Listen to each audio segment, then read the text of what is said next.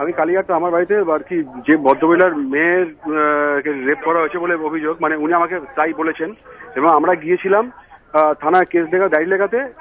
এবার মানে আমার বড় বোন একে নিয়ে ঢুকেছিল ভেতরে, তখন তোমার আমার বড় বোন ঢুকেছে মেয়েটাকে বাচ্চা মেয়েকে ডায়েরি করাতে, আর আমার ছোট বোন আর আমি বাইরে দাঁড়িয়েছিলাম কারণ ওরা সবাইকে ভেতরে ঢোকাচ্ছিল না।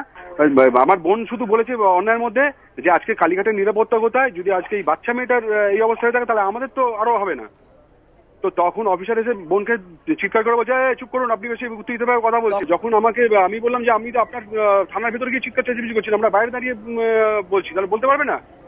তখন আমাকে মানে অফিসার মহাদেব বাবু এবং আরো 7-8 জন লোক মানে অফিসার, তারা বেধড়ক মার মারে, গেঞ্জি বেঞ্জি ছিঁড়ে দেয়, বেধড়ক মার মারে। থানার ভেতরে নিয়ে গিয়ে লকারের ভেতরে আমাকে মেরেছে, চুলিমুড়ি ধরে মেরেছে। এবং আমি আমার পরিচয় দেওয়াতে একজন নন বেঙ্গলি টাকমাটা অফিসার, সে বলছে যে মুখ খারাপ করে অকথ্য ভাষায় গালাগালি দিয়ে বলছে একদম করবো। এবং যারা যারা প্রত্যেকে এসে তারা বলছে বড়বাবুর মুখের উপর কথা বলা একদম মানে আমাকে যেন পিষে মেরে ফেলবে আর কি। প্রথম ওসি মারা শুরু করেছে, থানায় যে কটা অফিসার ছিল সবাই আমাকে থ্রেট করেছে, এবং যারা আউটডোরে ঘোরে তারাও ঢুকে দেখে তারাও কিন্তু আমাকে থ্রেট করেছে।